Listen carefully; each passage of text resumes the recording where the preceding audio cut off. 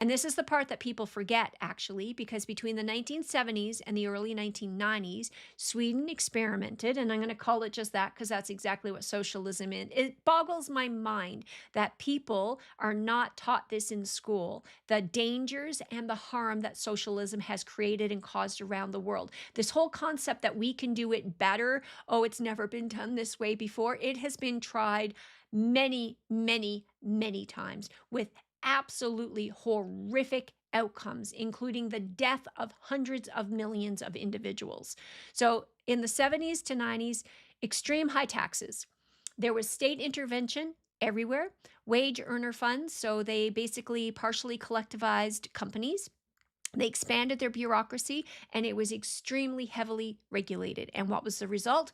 And you're going to see the same conversation happening here today. Economic stagnation. There was no productivity, there was no growth. The economy was in major decline. Capital flight, business investment gone.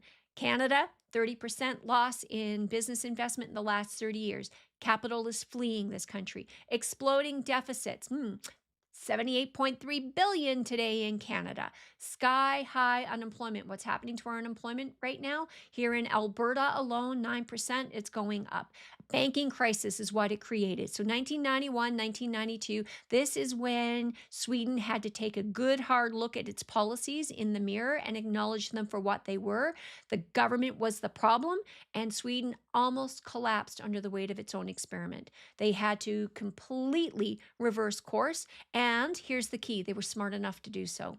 They completely liberalized. They were aggressive with their policies. They privatized industries. They introduced vouchers like the education voucher. They cut taxes. They deregulated markets. Everybody keeps bragging about how great Sweden is. They just don't tell you the truth about how it actually got there and why it stays there. Higher taxes and a larger state made Sweden poorer. True prosperity requires competition and private enterprise.